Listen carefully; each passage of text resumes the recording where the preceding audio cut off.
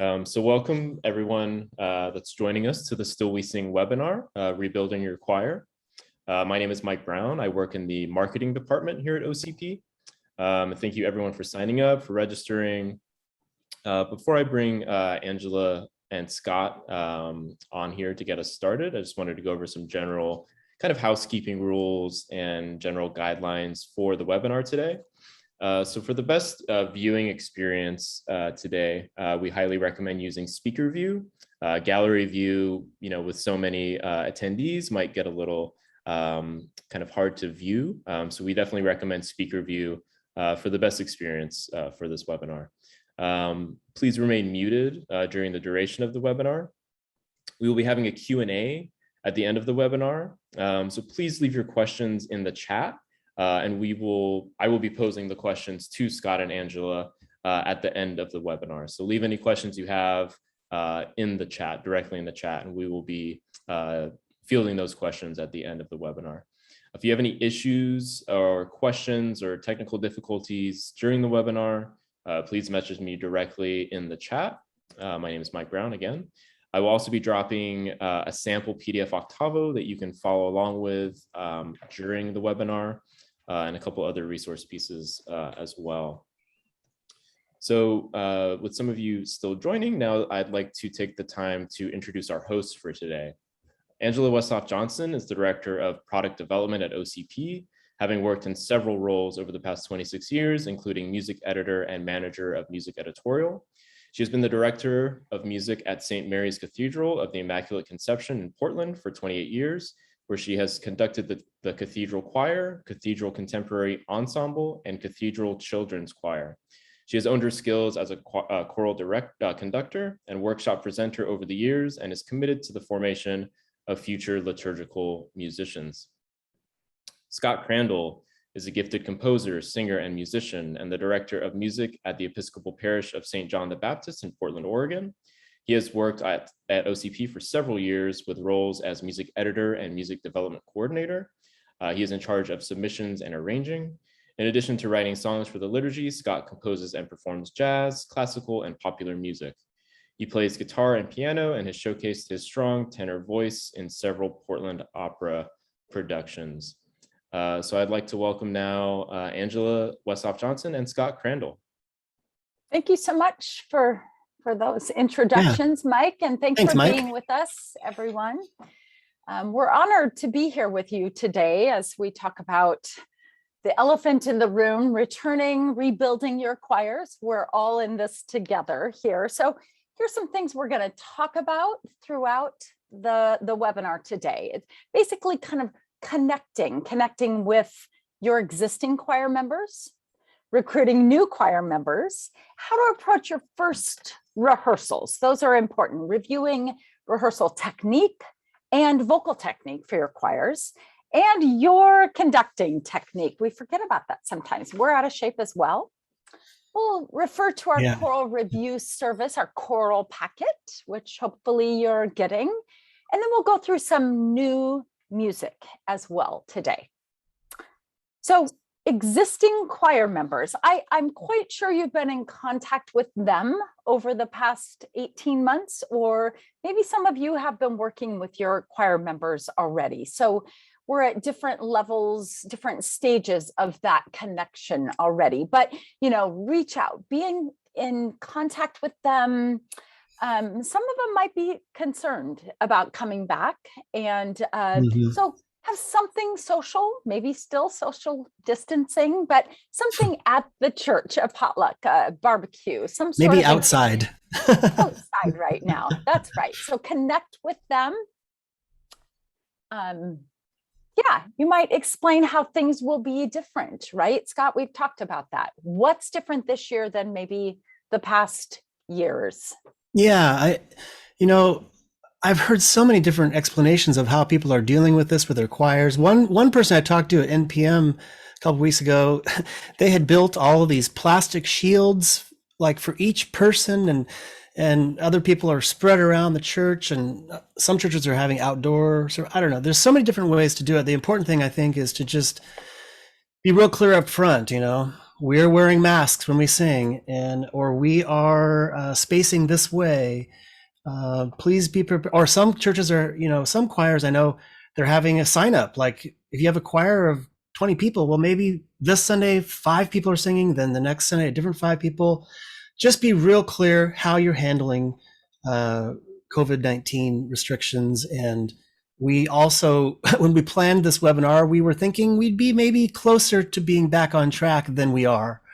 So we can't really apologize for that. But when we do come back full force, I think a lot of these things we talk about are going to hopefully be helpful. Yeah. And we're always looking for new members. If you're like me, I'm always scoping it. You hear people out there, that kind of thing. So consider putting something in your bulletin, something about choir returning, have some sort of social gathering, which I do every year with new members to meet existing members. It's a good way. If you're interested in joining the choir, come gather and talk to people that are already in the choir. Yeah, and a barbecue can really get them there. Food does it, right? Food does wonders, yes. Yeah. And I have to say, one of probably the most effective choir is planting choir members in the congregation, so that when they hear people around them who are good singers, don't encourage your choir members. Don't be bashful. Just at some point, just touch base with them and say, wow, you sing so well. Have you ever thought about singing in the choir? Yeah. It's exactly. Probably the best technique. It is. Yeah. Flattery, right? So let's move on to like your first rehearsal. Yeah. I think with all the anticipation, it's easy to think in terms of this big return and everything's going to be, but I think it's good to consider starting small. Don't expect too much. And be super positive. Things aren't going to maybe go quite as they used to at the beginning, but be super positive. And even you might consider having a couple of rehearsals before you actually sing in a liturgy to get things. Absolutely. You don't necessarily have to rehearse once and then go. You could build up a little bit. Right. And another great way to have a great experience with a choir every rehearsal is to start with a prayer. I know a lot of you probably already do that, but we have this thing at OCP called choir prayers and more choir prayers. They're so well written, and they're basically in liturgical year. You can bring the book out. You can have someone. A lot of people don't feel comfortable just coming up with a prayer, but they have something written in front of them. You can pass the book around. They say a prayer. It's a great way to center yourself at the beginning. We now have 3 of those editions. So if you didn't know about the newest one, I use them all the time. I think we have an example of one called Welcoming In. Yeah, you might already have used these over the years, but so we won't spend a lot of time with this, but I'll share it. Okay. You could take a look at it here. Yeah, I'll just read a little as you're pulling that up. Lord, we feel your welcoming in. As the master of this house, you open wide these doors to show us in. You greet us with great warmth and affection, proud that we have come with our gift of song. And it goes on. So the great thing is that, you have some people that have been there for a long time and other people who are brand new. And it says, for those of us who come for the first time, tonight is the beginning of new song in our lives. People are nervous, right? About coming in for the first time. So. Yeah, that's a great tip. Yeah, be super welcoming. I think the most important thing is how you begin the rehearsal with warm-ups. And I often refer to the athlete who thinks, don't need to warm up, or I only have 30 minutes to exercise, I just want to get right at it.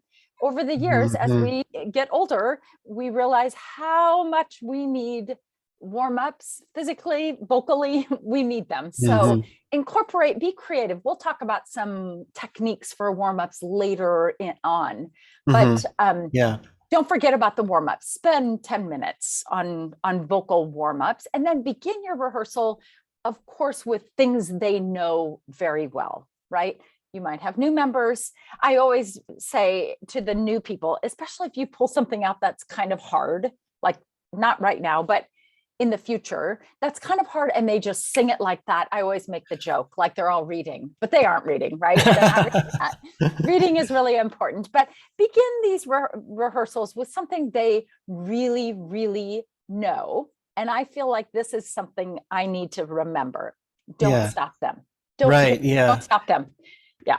It could be super easy to like want to stop. Wait a minute. Let them sing. Let them make mistakes. Just let them sing. Yeah, it's been so long since they have. And that made me think of something else. Not only starting the rehearsal with something they know well, but ending the rehearsal with something that's not too hard. At the end of the rehearsal, it just gets, some people can get tired and you pull out this difficult piece. Mm-hmm. That can be tough. Yeah. But also, in addition to what Angela said, you can also consider, don't be afraid of introducing new music too soon. It's okay. Maybe you don't, take up most of the rehearsal with new music, but bringing out some new music can really, make them feel like looking forward to what's, what they'll be singing, and get them excited about it. And later on during this time, we'll get to some music. We'll introduce. We're gonna play ideas, some new ideas you might use. Great. Yeah. Okay. Oh, and one more thing I want to mention about that. Yeah. Just one more thing. When you're introducing new music, just be aware of yourself. How often are you playing the piano, playing their parts for them? Maybe push them a little bit. Don't play the piano maybe as quickly as you might in the past. Build that sense of, kind of doing it on their own. Yeah, that's great. So let's talk about rehearsal technique. I know if you, I read a little article in TL. If you ever read it, I often think people never do, and which is okay. But I learn a lot from writing my articles, right? So I have it right here, and I'm going to share it while you're talking, so that they can see it. Oh wow. Okay. Well, you don't have to read just it for a right minute now, but yeah. I will talk about a couple things later, actually, in that article, but just some basic rehearsal technique. Okay. Begin on time. Don't waste their time, right? Be prepared. Most important thing is that you as a conductor are prepared. Your scores should be written on and prepared ahead of time, because they notice when you're winging it. And if you are winging it, like, have you ever gotten a new piece of music in the mail? I will often say, I haven't even looked at this yet, so let's sing through it. And I think that's super, super important. Let's go to that first page. Yeah. Always have a rehearsal lineup. Like, you've prepared the room, you send out a rehearsal lineup. You know what order the music is in. I know most of you do this already, but in case you don't, as you rebuild, it's not the time to be tough on them, right? I'm gonna really work on that. So it's not the time to be super critical, but that is our job, right? I know that's a tricky balance, because at the end of the choir rehearsal, you want them to go away feeling energized. So you can't be too hard. You don't want them going away going, gosh, that was hard. So there's a balance there. You're right. Because you push them too hard, might be too much. Yeah, exactly. As Scott said, you incorporate sight singing into each rehearsal. Like, give them a piece of music, something new. Yeah. Give them the beginning chords, notes, whatever. Oh, someone said they read it. Thank you. You're keeping me going, Katie. I'm going to keep writing it. Okay. And don't play the piano. Let's just see how long they can go, and let it fall apart. And you're like, whoa, let's start over. Let's see, balance standing and sitting. Again, basic rudiments there. I never give a mid-rehearsal break. I used to. I don't. I didn't. I don't either. But you might want to with coming back. Give them a little break. They need to have a drink, maybe have a snack, whatever. And on time or early, especially in the beginning, as you get back to things, because their vocal stamina is just not going to be what it was. So Scott's going to talk about a little vocal technique. Yeah. It made me think of something when you were talking about when we talk about not using the piano too much. I once observed a rehearsal of this conductor when I was still a music education student, and watched this guy do a complete rehearsal without talking. It was amazing, and the piano would only come in when it was needed. It was just a magical thing. I've tried that with my choir a couple of times, but using your gestures can be really. And Angela's going to talk about that. Anyway, okay, vocal technique. Richard Miller is a great vocal teacher he was at Oberlin for forever, and he wrote The Structure of Singing, which is an amazing book on singing, and it's very difficult to buy now. It's like $65 on eBay. It's I think ridiculous. I have 2 copies that I'm going to hold on to, and I might make some money off of them. Exactly. So I went through the book and I just tried to get each topic down to one word or a couple words so that I can have this in front of me during choir warm-ups, and I'll just make up exercises, or sometimes I have ones that I've done before. But, these are the 10 things, I'm just going to list them off, and then I'll give a couple tiny examples. Number 1, warm up, maybe with easy humming, something super easy. That's obvious. In fact, I don't even think that's one of his. Anyway, here's where it really starts. Noble posture. Number 2, it's so physical, standing there, being there in the choir, getting them to think on a regular basis will improve things. I know I need to work on that myself. Noble posture. Number 2, balanced onset and release. See if you can have them sing a note. You just give them a note on the piano, whatever. See if you can have them sing it without sliding into it and without sliding down to it. The dreaded scoop. Yes. Number 3, breath management. I guess I'm going to give you an example each time I go. Okay, breath management. One thing I like to do is I'll have them breathe in for 9 seconds, and I'll count. So I don't have to do the exercise. I'll count out loud. Breathe in for 9 seconds. You hold it. You sustain your rib cage and don't hold it, but sustain the breath for 9 seconds, and then let it out for 9 seconds. And then we'll do 10, 10, 10. 11 in, 11 hold, 11 out, 12 in, and it becomes like a little game, it's kind of fun. You kind of see who could. So anyway, that's breath management. Agility, finding a phrase in one of the pieces of music you're working on or making up something. See if you can get them to accurately sing notes quickly. It's really, really helpful. Resonance is the next one. Where are we? 1, 2, 3, 4, 5, 6. Resonance. Have them really feel their full resonance by doing the nya, nya, nya, nya, nya, nya, nya. It's like 100% resonance. Nya, nya, nya, nya, nya. And you go down to like a breathy sound, and you have them experiment and know the difference. Vowels. Make sure that you all have the similar conception of how vowels should sound.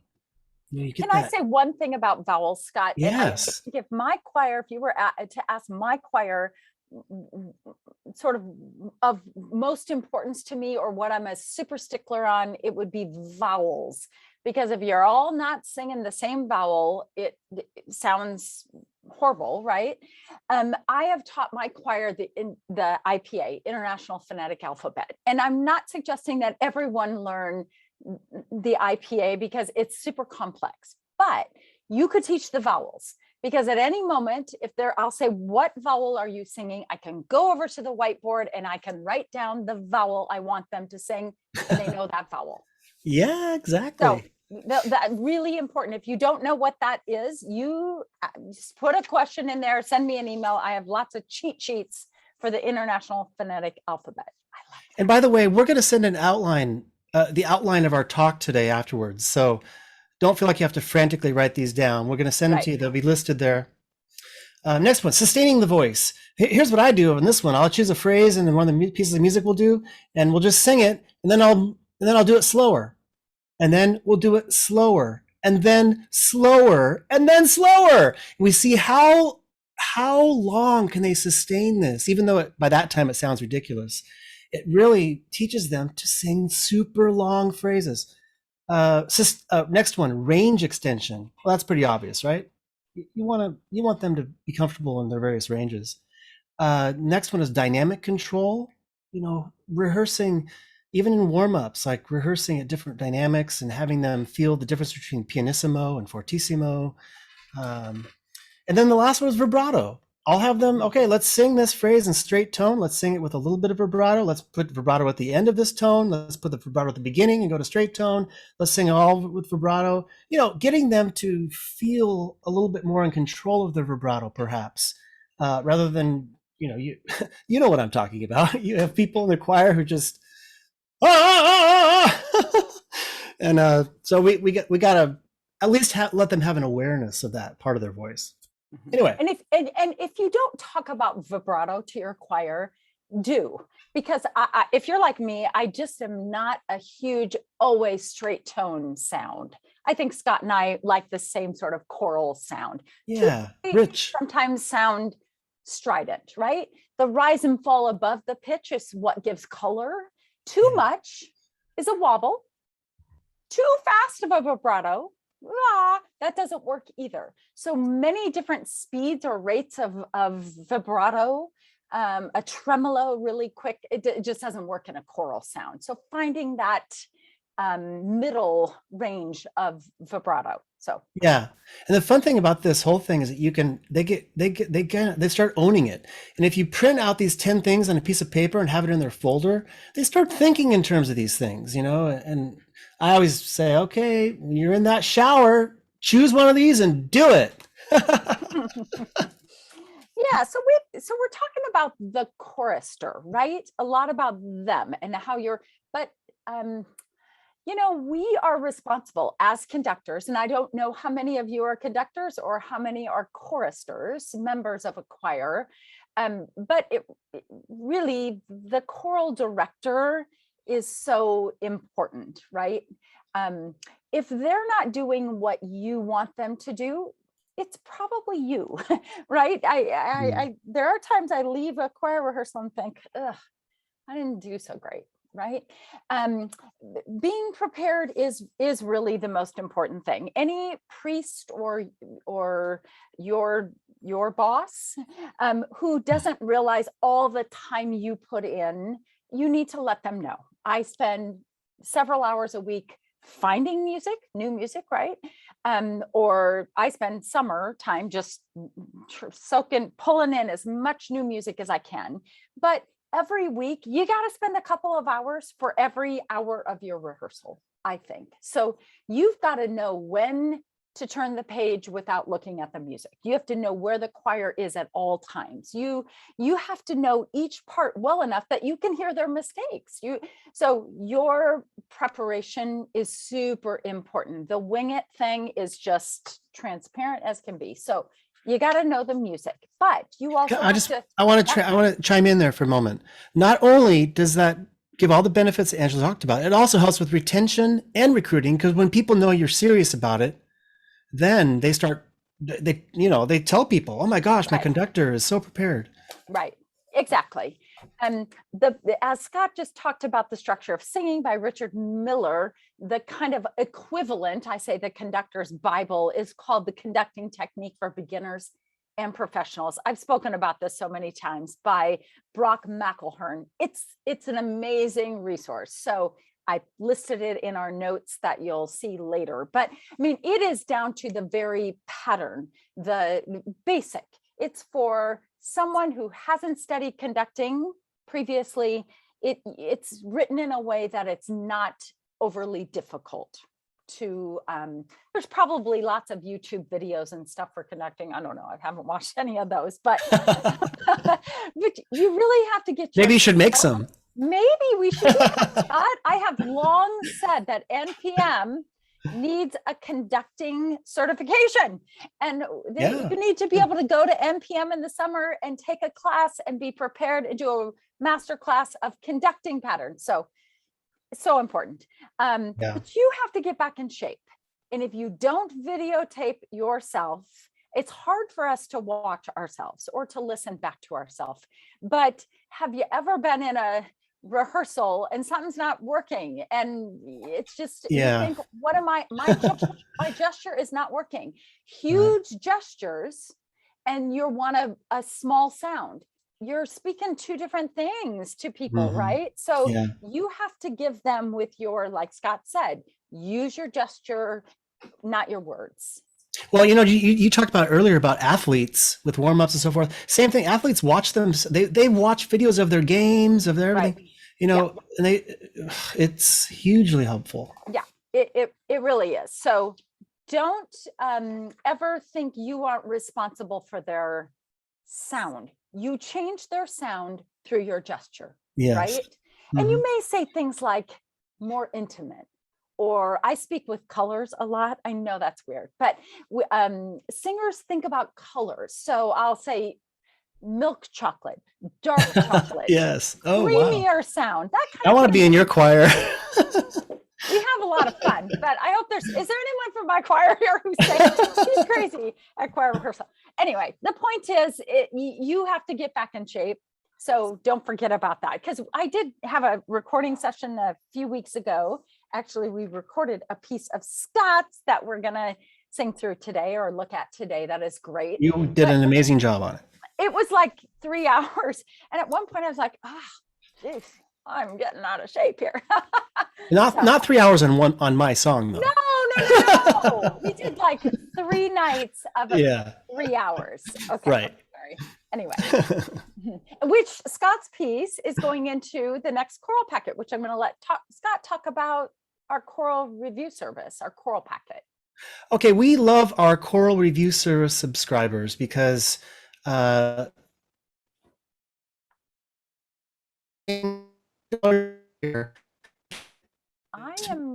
comes out and they get it in a format that's easy to digest, that comes with a CD, comes with a brochure. I'm going to show you the brochure real quick right now. Anyway, it's 3 times a year, about 25 titles per, so 75 titles per year, and all different styles. Here, I'll show you real quick here. Let's see, share my desktop, and there it is. Share. Okay, so here is the last choral packet that went out, and you can see this is the Christmas one. So, yeah, so this is the front, and then we have each piece described with the voicing and description, usage, which series it's in, how much it costs, the length on the CD. And can I just say that the length of the song is so important. I wonder if there's an error right there, because I don't think that song "My Heart Yearns and Pines" is 7 minutes and 23 seconds. Oh well, it's out there already, but I'm just gonna, maybe it is. It could be. I don't know. I think the recording might be, but sometimes the recording might be. Yeah. But I love knowing how long, especially like a choral anthem that doesn't have, like, you can't cut it in the middle. Right. I love that, knowing, oh, this is like 2 minutes. This is perfect. Like, yeah, we break it up into music for choir and assembly, choral anthems, music for children's choir, music for contemporary ensemble, music for intercultural, bilingual. So anyway, it's a really great way to be right on the cutting edge of what our new music is from OCP. Yeah. So that was 99, choral packet 99, which 100 comes after 99. And we are really excited about choral packet 100. So we're going to do a few different things for choral packet 100, a few more features there. And so if you aren't a choral packet subscriber, you can actually go to that page when it mails out and get to see a little more than maybe you would otherwise. So, but those of you who are already subscribers to it, look forward to that, exciting some features there. So, well, I mean, should we go ahead? I think we can go ahead and start looking at some new music. I think so too. Let's do it. We have a few pieces to share with you. Do you want to talk about the first one? Yeah, and you know I'm going to share it right now. Yeah, sure. This isn't necessarily that they're all new, although I think 4 out of the 5 are. This piece is not new. The first one we're going to show you. Right. This is in our Sisters in Song choral series. However, that does not mean it just has to be women. I'm going to tell you, because I've done this. Be Still and Know. There's 2 songs in this one octavo by Barbara Bridge. Okay, Be Still and Know. So you see there's 2 voices, can do it with equal voices, can do it with women, men. unison the first time through. Let's listen to a little of it. But I just have to tell you, I think I shared this with Scott. It's so beautiful and simple, but you don't have to spend a lot of time on it. And I think the first time I pulled it out, not suggesting you do this, we sang it like 2.5 minutes on our Thursday rehearsal, and then we sang it on Sunday. And I love Barbara's writing. And I had more people come up and talk about this piece. Yeah, it's simple but beautiful. Simple and beautiful.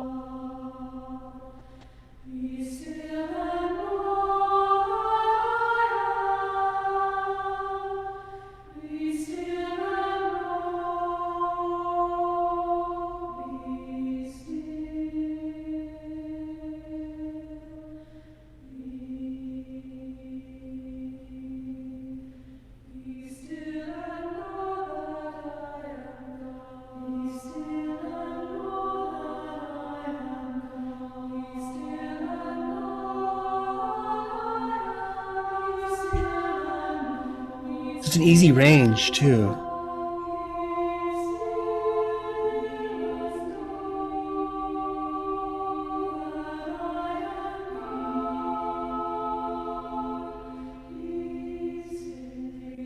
Alternate, Yeah.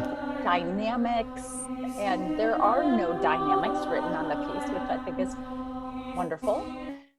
You do what works for you in your space. So I think it's a little gem. I do it with all the people of the choir. So I don't. Yes. Right. Doesn't have to be just women's voices. Right.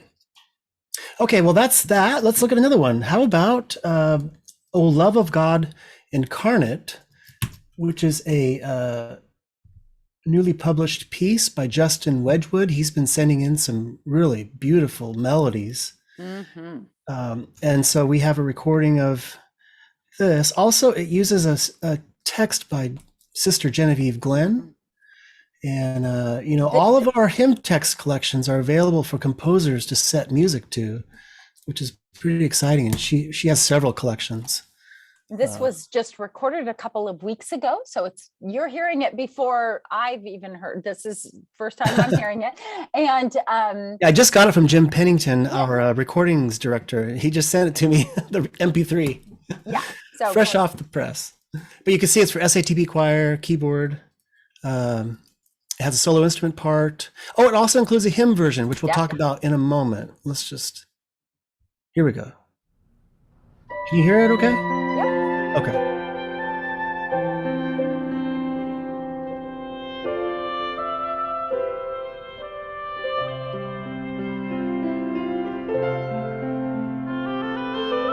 This is great. Palm Sunday, Good Friday.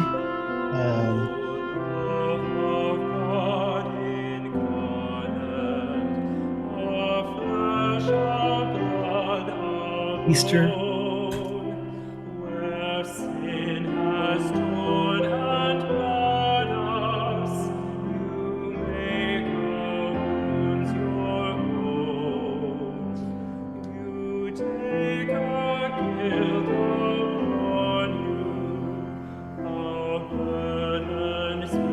I really like his voice. It's beautiful.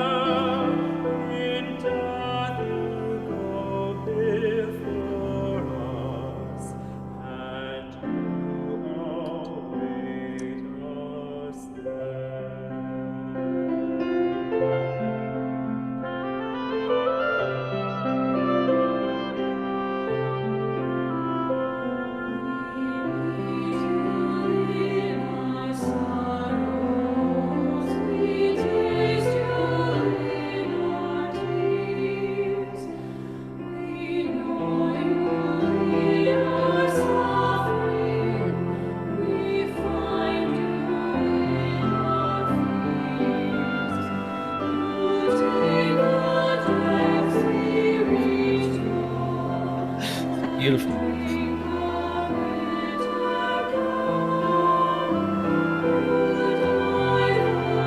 Whoop, I stopped it.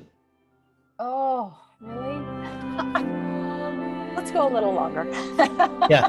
Oh, I just turned the volume down by accident. I love how she uses the word dregs It's so perfect.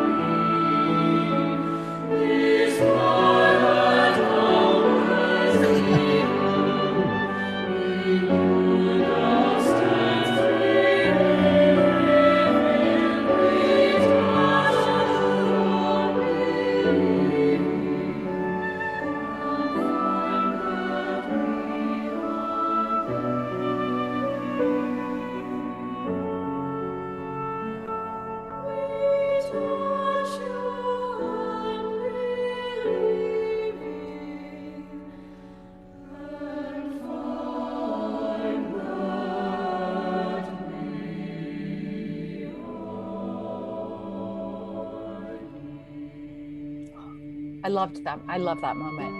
Yeah. Yeah. You know, this song to me is super crossover-y. Like those of you who have contemporary ensembles, I think you could do this. And it doesn't feel weird to me. You know how Right. that sometimes does? Yeah. This doesn't. And if you go on in the octavo, Scott, that hymn version, I was thinking even if you wanted to start out doing the guitar vocal or the hymn version, and then maybe next year, as your choirs are even more proficient, you go to the SATB, or it's just beautiful writing. Yeah, and the great thing about these pieces where we have a hymn version at the back, a lot of the times we have an arrangement from the composer or one of our arrangers that's rather elaborate, and people might not feel comfortable using that arrangement if they're singing it with their assembly. So the hymn version provides you the opportunity to easily accompany these beautiful pieces with your assembly. Mm-hmm. And they're available on one license, and Yeah, this is the back page. Really lovely. Okay, we're going to move on to a piece for Advent. We apologize if you've heard, you may have heard this, but that's okay. It was in our showcase. The talented Luke Rosen. The title of this is Clear the Voice. It's super fun and rhythmic, but it can be done more simply. But this recording is. I'm going to share. Actually, we have a sheet music video of this. Okay. Yeah. So let's share that. That could be really fun to watch.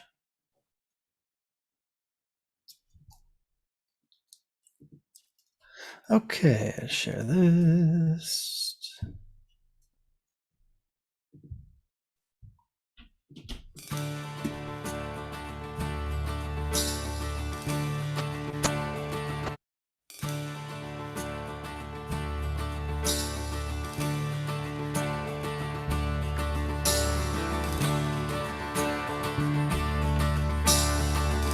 We're getting a double refrain intro.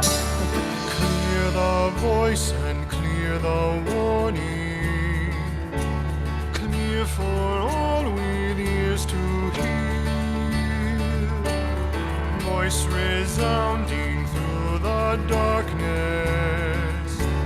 Tremble earth, the Christ appears.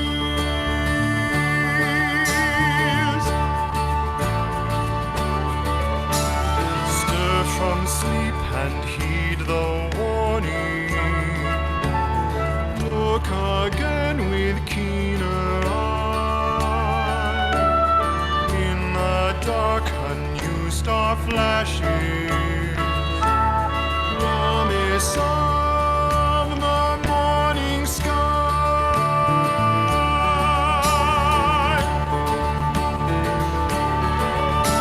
O come, O King of Kings. O come, O Lord of Lords. O come, O Prince of Peace. O tremble at the Christ appears.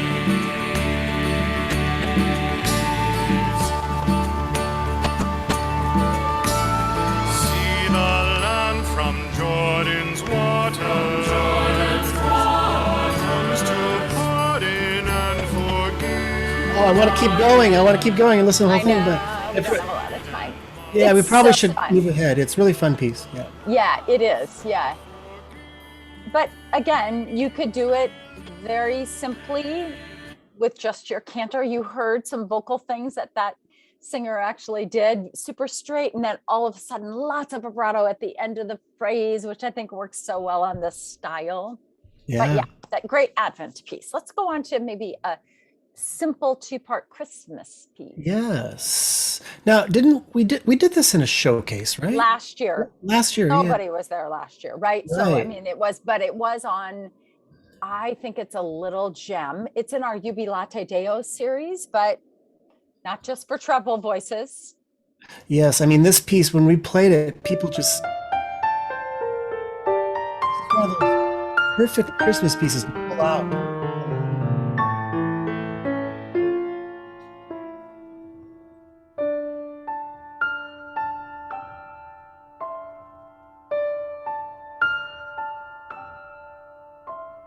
Listen to the wind sing a lonely tune through the barren branches blowing. On a winter's night the world asleep. What will come to pass not know. It just feels like winter, doesn't it? Yeah. That D minor Mhm. piano part. Baby in a manger in Bethlehem, of the Father's love begotten, chosen for a world so incomplete, with a promise not forgotten.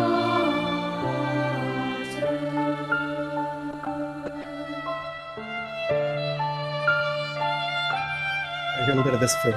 Faithful Father, we sing your praise for your Son bestowing on this cold and lonely night. Set our hearts a-glowing. Again, I want to listen to the whole thing, but you get an idea. Yeah, and like Scott was mentioning range, boy, this is just such an accessible range. You know, it doesn't get too high, doesn't get too low. Right. If Yeah. at Christmas you bring in younger people, like high school kids to sing with your adult choir, boy, this is a great choice, I think. Who knows? Maybe this Christmas, this piece will actually get sung because Live. we'll have a choir. So I mentioned the Scot Crandal piece, and you know, I'm not a fabulous keyboard player, but I can play through things. And I was rehearsing from Dust We Came to Dust Return. I was like, I did not make it sound anything like it did when we recorded this, because I was so moved by this piece a couple of weeks ago. Scott's a great writer, and I'm not just saying it because he's here, because I do a lot of his choral stuff, like in our Trinitas series. I love it. My choir loves it. I appreciate it so much, Angela. But this is not that. It's not just a choral anthem. And that's why this is going to appeal to a lot of us, right? A text by Michael Jonkus, who's not a shabby text writer. Let's take a listen to it. Again, this is the first time we're hearing it too, because it was just recorded. It's not the final recording, but it's going to be great to hear it.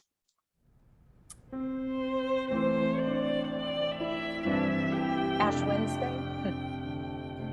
Yeah, and Lent in general. Throughout Lent, yeah.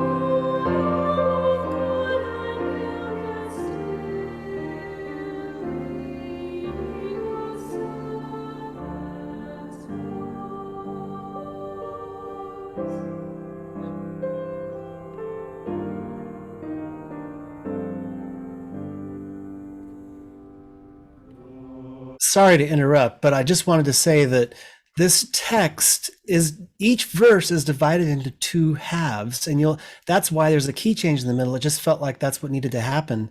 So as you listen to the second verse, what, do we have time? Yes, keep going. Okay, as you listen to the second verse, see how the text is divided in these two sections conceptually.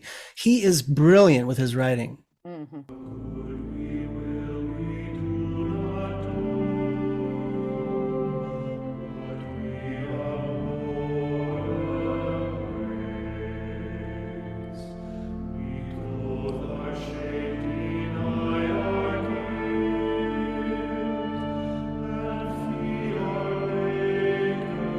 Right here, the change. Text takes on a new meaning.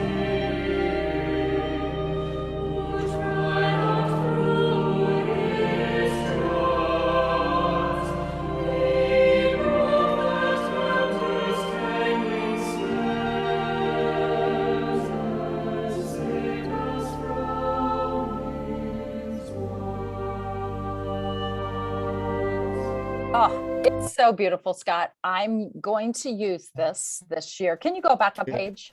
Well, actually, right there is fine. Oh, So thinking about as you incorporate technique into your rehearsals, right? So you don't just work on vocal technique through warm-ups and through, you do, but not just then. So look at the last word of verse 1, voice, right? It's a triphthong. If someone sings voy, that's not a thing you do with multiple voices. You can't go into the end of a diphthong or a triphthong. Doesn't work. You can do that when you sing alone. I don't love it, but you can do it, right? It's a technique in country music. They close the vowels, and it works in that genre. Doesn't work when you get multiple voices. So that's a big thing. Listen to those things. Unified vowels. You always sing the first vowel, and then you close to the end of the word. You don't have to think about, I always say, don't think about those vowels, only think about the first one, right? Okay, it's a beautiful song. Antiphons, and we might not have time to talk a lot about these because we want to save some time for your questions and answers. But the antiphons, entrance antiphons, communion antiphons, Chris Walker has resources. We have Let Us All Rejoice that I have to say, I write my own, not because I want to, but sometimes I have to, and because the Walker one is 4-part, I don't have that. And I've stopped writing them because I honestly use Let Us All Rejoice. The Archbishop of Portland has no idea that I'm using, a more modern setting, and I chant them-ish. I spend time, I don't worry about the duration of those. I am not a YouTube video person, but I want someone to do a YouTube series of taking Let Us All Rejoice and singing them in a style that works, that sounds more chanted. I do them all the time now. Yeah. Anyway, but here we go. So this right here, I think we have a recording of the unison one at the top of the page, do we? Oh, That's a different one. that's not the right one. That's not the right one, but that's okay if you want to look at. Let's look play at it. it. Let's do this one. Or a good, I just want to, as you're finding that, ask people if you're using the antiphons. Yep, that's the recording. We'll go with this one. That's fine.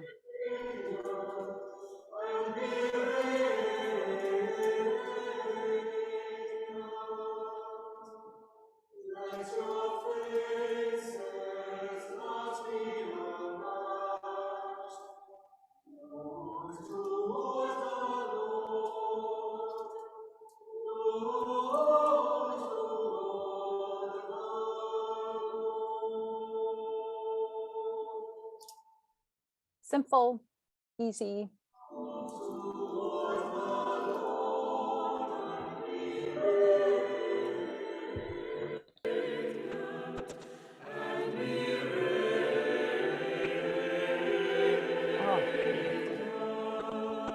Having both options Yep. is nice.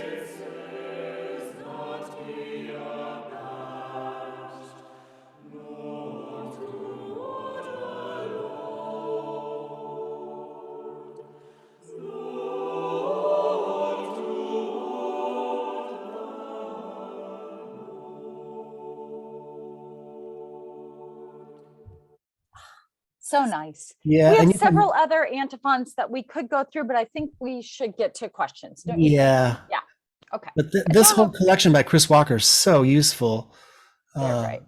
Simple, beautiful arrangements, short. Yeah. Okay, So, great. well, this is fun. Let's have some questions, huh? Yeah, so we have quite a few questions in, and we also have some comments, just general comments about the antiphons that we were just talking about. Angela Gonzalez says, I love the idea of chanting those contemporary modern antiphons.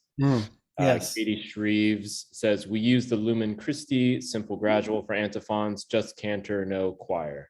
Yeah. Oh, There's yeah, so there's lots many of options. resources out there, lots of options. I don't think you need to limit to one, but you use what you know and like and look for others as well. But don't overlook Let Us All Rejoice.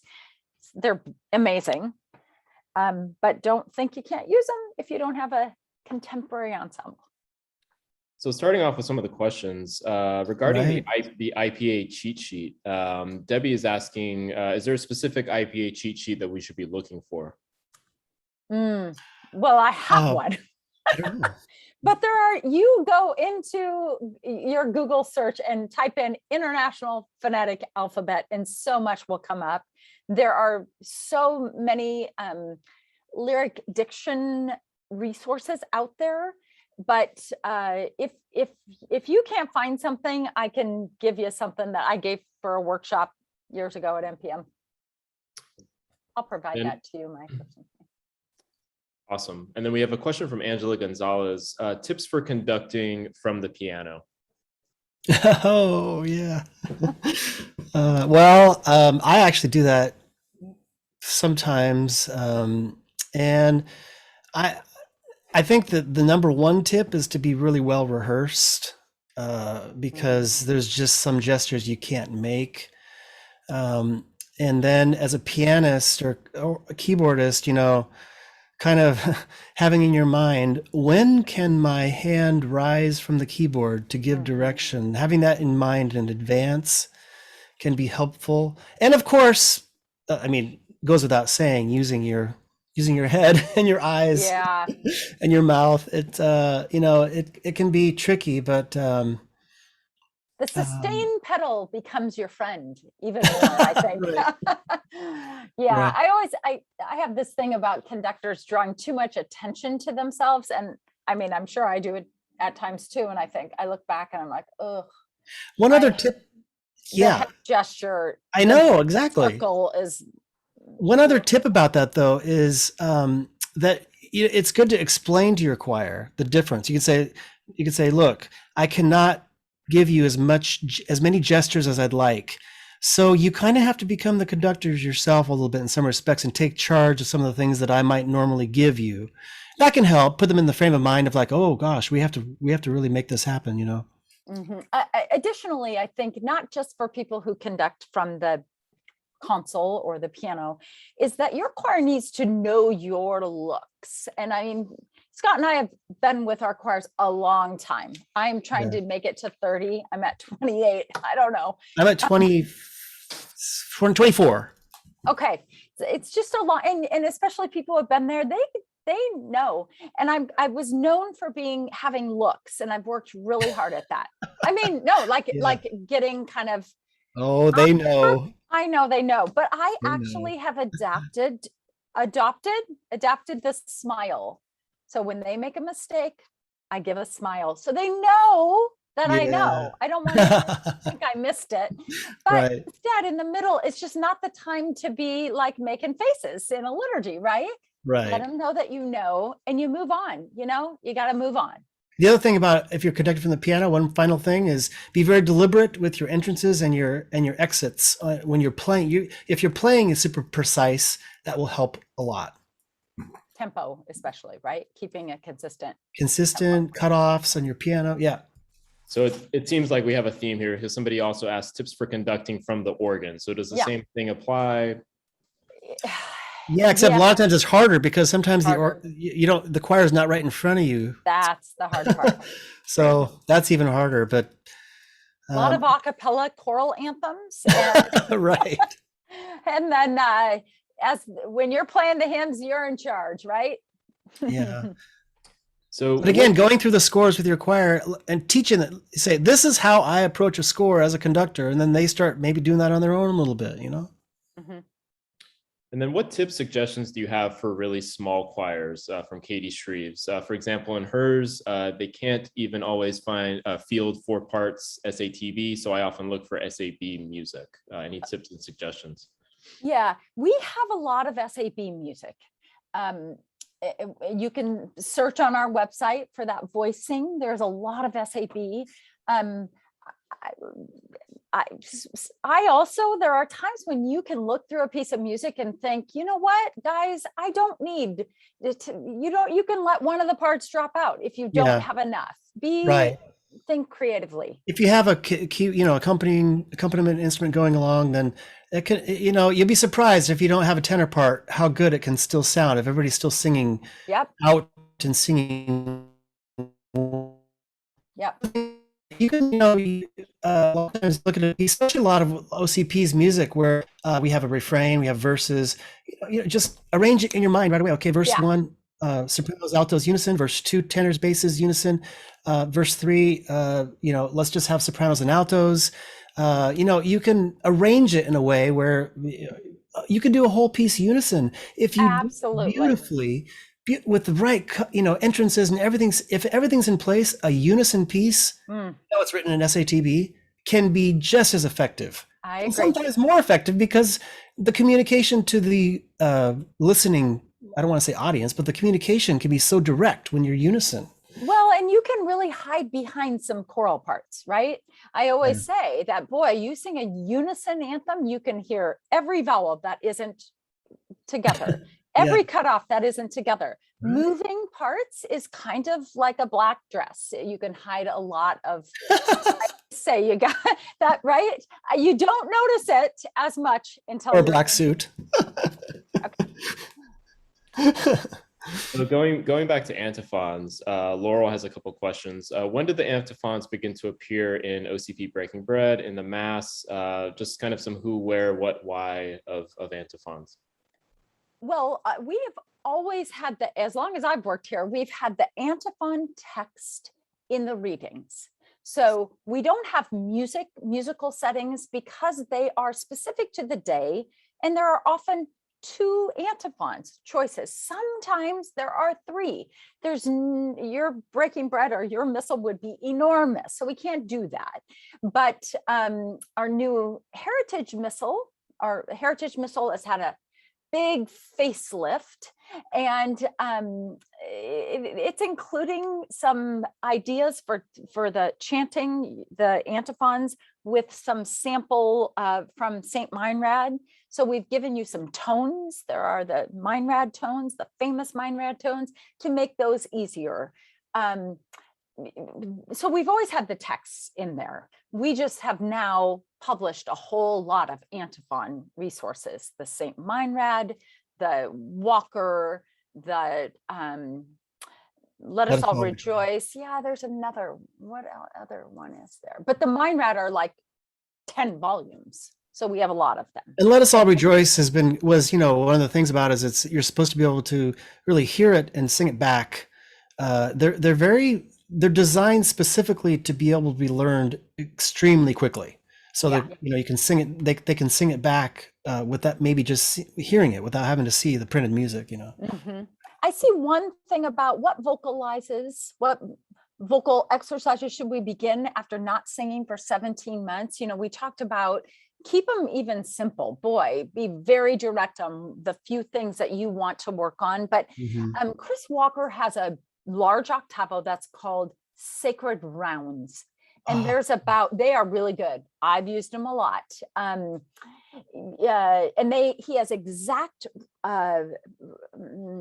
goals for this one is on agility. This is on singing in a minor key. This is on range. This is on, I love those. It's a large octavo called Sacred Rounds. And another thing, absolutely. And another thing to keep in mind is it's always good to start with the easiest thing possible.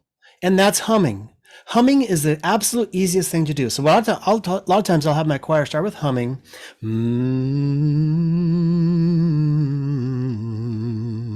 and then we'll go up a little bit, and then I'll start to replace that with a vowel, and then go a little higher, maybe a little faster. Start with something super easy and then build. Don't start right with a big, huge warm up that just blows their voice out. So humming is a big part, I think. Easy, easy, easy. Just after, we all, as a conductor, I always know after the summer, my choir comes back and I'm always like, wow, they do not sound that great. And so imagine after 18 months or whatever, it's a great question. How do you start after 18 months? And So I think we have time for one final question here. So when is the best time in the Mass to do a choral anthem? This is from Gary Deman. Oh, this is a topic that you're going to have people who say you should never do a choral anthem here, or you should only preparation of the gifts, offertory. I mean, I try not to have pieces extend beyond the action of the liturgy, right? So having a priest standing there waiting feels super awkward. There definitely is a post communion. You will find people say that's not the time to do a choral anthem, and others feel like it is the time to do a choral anthem. So I always say refer to the germ.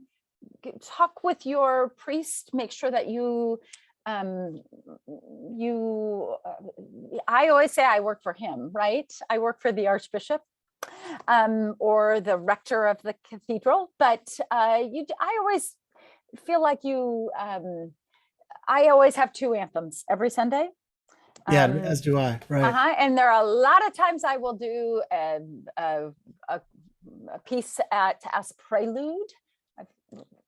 Fine organist as well who will play beautifully preludes and postludes, but and then of course I start our antiphon. I do at the very beginning before the hymn. Some people will do it, although the Archbishop often wants the hymn, and then as he incenses the altar, which happens every Mass with him, he would like the antiphon then. So what works for you, but we go through a lot of music because I want to keep them engaged at rehearsal for sure. If you think about the number of pieces of music that musicians encounter throughout a year in their church music, it's astounding. The number of pieces of music, like you think back to college where you'd spend an hour a day for a week rehearsing, like what, 12 pieces?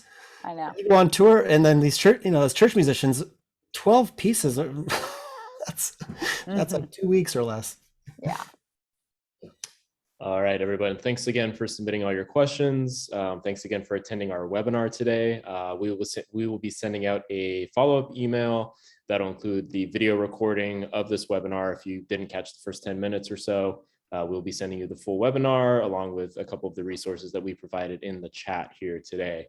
As for Angela and Scott, any final thoughts? Any other comments? Well, just thank you all for being here. It's great to see. I see a few people have their faces up on Zoom, and we wish you all the best hopefully we come back full force. But we wish you all the best, and feel free to ask OCP questions if you have questions. So thanks for being here, everybody. Yeah, I wish we had even more time to better know we need to rely on each other and support each other in our parish work, and to share how things are going. What are you doing as you enter? This is working well for me. Vaccinations are a big thing, masks are a big thing, how we stand, the other thing that I think, voicing your choir and how you stand together as a choir is really, really important. That's like a webinar in itself. And how you put them voices next to each other and stay consistent with that, because you get the optimal sound from a good formation, right? But making sure most of you are going to be singing with masks. Or let us know. I'm interested. I think suddenly everybody's diction will become much better as they try to sing through their masks. All right. Thanks again, everyone. Thank you guys. Great to see you and be with you. Yes.